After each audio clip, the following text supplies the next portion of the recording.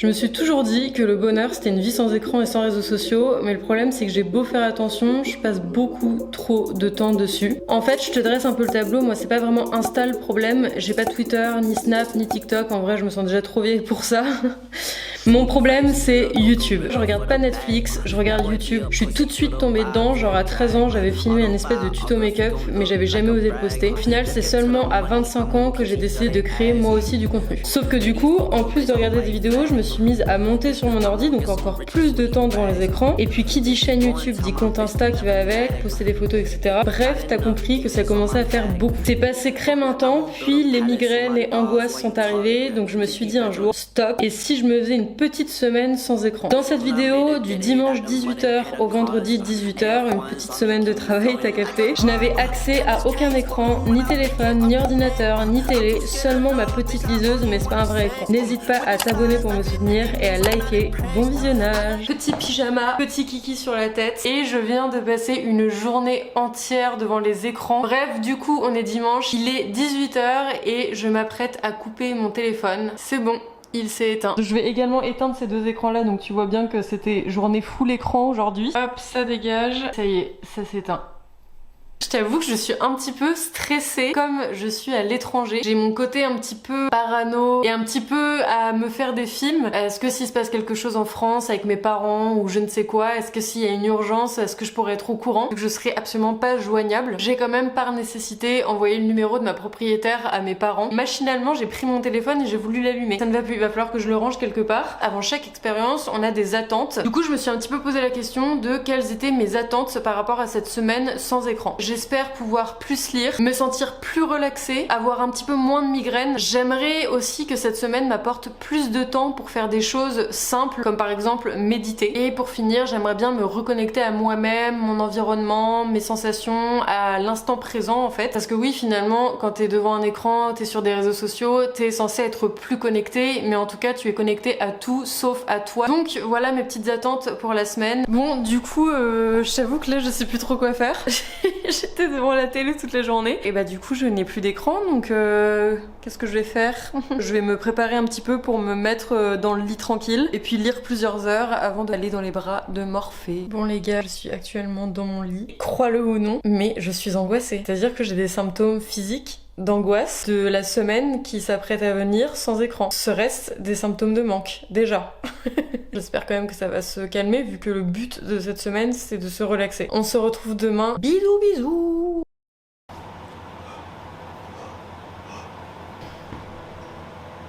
Bon bah c'est la merde hein. Je n'arrive pas du tout à me motiver à faire du sport. Sans écran, je n'ai pas les vidéos de Chloé Ting ou les vidéos de Sissimua ou que sais-je. Donc du coup j'ai pas cette motivation. Le seul moyen de faire du sport c'est de m'inventer une séance dans ma tête et de m'y tenir, sauf que je n'ai pas de chronomètre. J'étais sûre que vous y aviez pas pensé non plus comme moi. Bref, pour trouver la motivation, je creuse, mais je ne trouve pas. Je pense que je vais peut-être pas faire de sport. En plus, je ne sais pas l'heure. Est-ce que je vais acheter une montre juste pour ça? Non, il va falloir faire avec.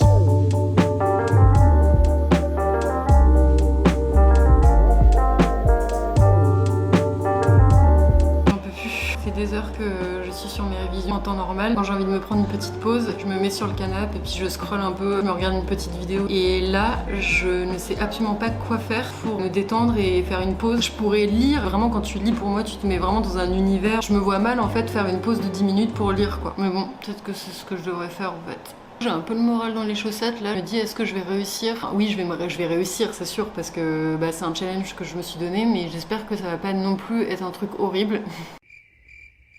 Bon bah les gars, je vais manger. Je sais pas si toi aussi tu manges avec une cuillère. Si c'est pas le cas, ne me juge pas trop. Ça va me faire trop bizarre de manger sans écran parce que je t'avoue que en fait ça ne m'arrive absolument jamais. Les seuls moments où je mange sans écran c'est quand je mange à l'extérieur ou quand je mange avec des amis. Mais par contre quand je suis chez moi, je mange tout le temps devant une vidéo YouTube ou devant une émission. Donc là je t'avoue que ça me fait très bizarre. Pour l'instant je t'avoue que je sais pas si j'aime ça ou pas. En vrai, je sais que manger sans écran ça s'appelle genre manger en conscience. Te concentrer sur les goûts, sur ce que tu manges. Je sais que ça a plein de vertus en vrai, mais tu sais quand t'as une habitude depuis des années et que d'un coup tu te retrouves comme ça, de toute façon il va y avoir plein de repas pris en conscience. Donc je te dirai à la fin de la semaine ce que j'en ai pensé et si c'est quelque chose que je vais garder ou pas. En attendant je vais prendre cette pause bien méritée. Bon appétit! Bon les gars, deuxième jour de ce défi. J'avoue que pour l'instant c'est un petit peu compliqué honnêtement. Et du coup là je me suis dit faut que je sorte, faut que je me balade. Je m'en vais à la recherche d'un puzzle et d'activités à faire saines. Que du coup je puisse me faire des pauses très cool entre le travail. Et d'ailleurs sans Google Maps, je vais vraiment le faire avec ma mémoire. J'avais repéré quelques lieux. Tossed and turned as thoughts began to play. How can this be life? Every day I will just waste away. Do you have another puzzle? Sorry for my English. Why is not better? We understand each other. We have a 5,000. Oh, seems to be really difficult. Very good for my nerves. When I go to sleep, I only pieces of puzzle. Better than any medicine. Bon, je suis trop contente, j'ai trouvé un puzzle, il fait extrêmement beau à Belgrade là, donc je vais continuer à me balader. J'ai repéré un truc où ils font des pitas, donc comme c'est une spécialité de Belgrade, je vais me prendre ça, je vais me poser. Est-ce que vous sentez que je suis pas du tout à l'aise à me filmer dans la rue? Vous imaginez même pas comment je prends sur moi et je sors de ma zone de confort. J'ai pas trouvé de pita, mais j'ai trouvé ça. C'est un truc de malade, comment l'huile sointe. C'est extrêmement gras. Ça me fait trop du bien de sortir, de me balader au soleil. C'est la première fois que je suis vraiment contente pour l'instant de mon challenge d'être sans écran. J'ai l'impression que ça me fait m'ouvrir beaucoup plus sur l'extérieur. Me voici de retour avec un petit verre d'eau et un ventre, comment dire, rempli avec une brique de graisse. Je crois que c'est le truc le plus gras que j'ai jamais mangé. C'est vraiment immonde, mais je l'ai pas remarqué tout de suite. La merveille que j'ai trouvée. J'ai pris un 1000 pièces. Deuxième chose, j'ai pris un sudoku. J'ai réussi à le dire, je suis trop contente. Voilà mon petit haul librairie. Comme d'habitude, je ne sais absolument pas quelle heure il est. Mais en tout cas, je sais qu'il me reste plein de trucs à faire. Donc je vais aller bosser. Super programme.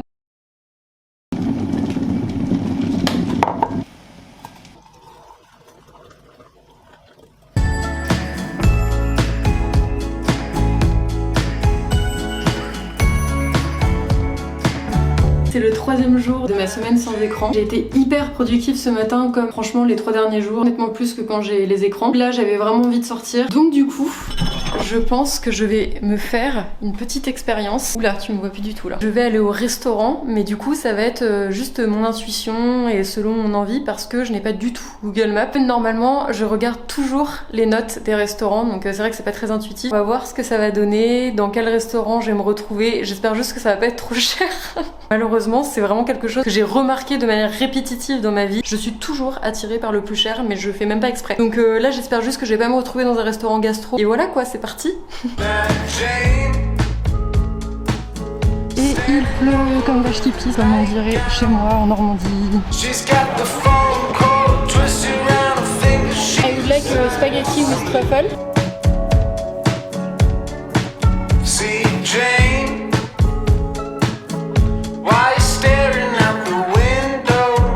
C'est bon, je suis revenue, c'était vraiment cool. Du coup j'ai écrit, et par contre il y avait des mecs qui étaient assis à côté de moi. J'avais vraiment l'impression qu'ils arrêtaient pas de me regarder. Je sentais leur regard sur moi. Et c'est vrai qu'en fait dans ces moments là, quand t'es mal à l'aise, moi mon premier réflexe c'est de prendre mon téléphone.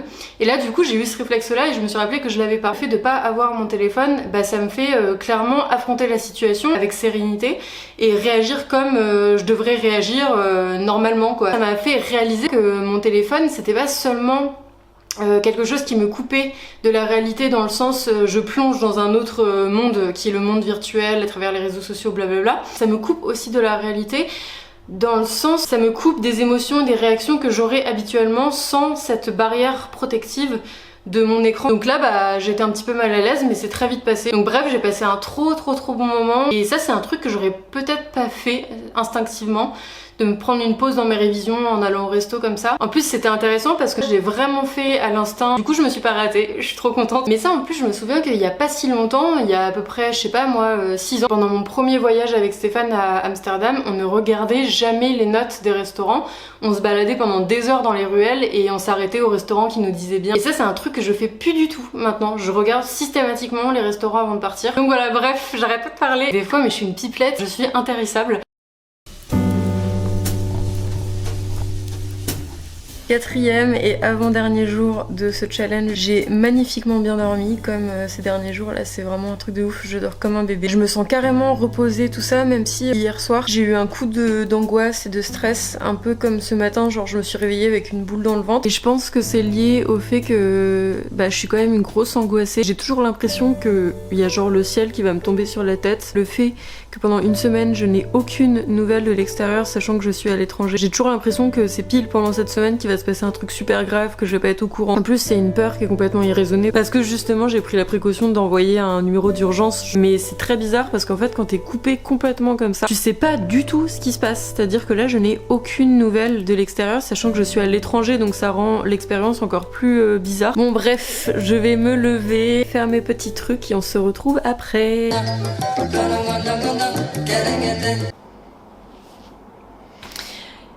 Bon, on se retrouve, on est vendredi, je vais rallumer mon téléphone et je vais voir si une bombe nucléaire a explosé sur la France, si Cyril Hanouna est mort ou si quelqu'un de ma famille a eu un accident, ça c'est moins drôle. Bon comme je le pressentais, il ne s'est absolument rien passé dans le monde d'absolument incroyable. Le monde est toujours en perdition avec la guerre en Europe. Maëva Guénam a découvert qu'elle était en surpoids. Voilà, rien d'exceptionnel quoi. Je t'avoue qu'il faut vraiment que je digère cette semaine qui vient de se passer parce que je crois que c'était une des meilleures décisions que j'ai prises. Je conseille à tous les gens qui peuvent le faire par rapport à leur travail, leurs contraintes, etc. de faire cette expérience. Alors pour te faire le petit bilan, franchement au début c'était dur, surtout parce que j'avais pas acheté encore d'activités saines à faire comme le puzzle, le sudoku ou des choses comme ça. J'ai beaucoup bossé et je savais pas quoi faire pour faire une pause mais vraiment décrocher. Ce qui était compliqué aussi c'était le fait de manger sans écran. Je me suis habituée très rapidement et à peine le lendemain j'ai commencé à apprécier ça. C'était des pauses de relaxation intense. Ce qui m'a vraiment marqué cette semaine, ça a été justement le silence. Le fait d'être dans un calme absolu, de pas avoir de bruit de fond. Et ça, c'était vraiment un repos pour la tête, pour l'âme, pour tout ça. Je sais pas comment expliquer, mais c'était vraiment génial. J'ai extrêmement bien dormi. J'ai fait des nuits d'à peu près 10-11 heures. Aucune migraine. J'étais dans une espèce de bulle temporelle. J'avais presque pas de repères temporels. J'ai eu un sentiment, mais en à peine quelques jours, de reconnexion totale à moi, mon corps, mes sensations. Enfin, c'était vraiment fou. Cette semaine équivaut à 6 mois de thérapie. Le fait justement d'être dans le silence, de pas avoir de distraction. Il y a des choses qui sont ressorties, vraiment des gros déclics psychologiques que j'ai eu, des choses auxquelles j'ai repensé, auxquelles je pensais plus. Et du coup, j'ai beaucoup écrit, travaillé sur moi et j'ai beaucoup avancé sur moi. C'est incroyable. Et je me dis, mais qu'est-ce que ça serait si on vivait sans écran comme les gens d'avant, quoi. Finalement, en fait, l'écran, que ce soit la télé ou le téléphone, etc., c'est des moyens de faire un écran de fumée entre toi et la réalité, entre toi et tes sentiments. C'est des moyens de continuer à être dans le déni par rapport à certaines situations, d'enfouir des sentiments et des émotions que tu veux pas avoir ressurgir. C'est vraiment des moyens de contourner ton attention ailleurs qu'envers toi-même, quoi. C'est quelque chose qu'il faut que je garde dans mon quotidien, des temps sans écran. Après par contre, seul point négatif, c'était pour le sport. Je n'arrive pas du tout à me motiver sans vidéo de sport. Pourtant, franchement, je fais du fitness depuis longtemps. Je sais exactement quels exercices faire, etc. Mais j'avais ni chronomètre, ni motivation. J'ai réussi à me motiver une seule fois et sinon je me suis pas motivée. Mais bref, expérience de dingue, incroyable. Je la recommande à quiconque voit cette vidéo. Bref, je conclus cette vidéo pour te dire que j'ai trop aimé. J'espère que tu as aimé regarder cette vidéo. N'oublie pas de t'abonner, de liker, de commenter, de faire toutes ces choses qui me soutiennent beaucoup dans mon travail. Vraiment me motive à continuer, tu n'imagines même pas. Sur ce, je te souhaite une très bonne journée. Prends soin de toi et gros bisous.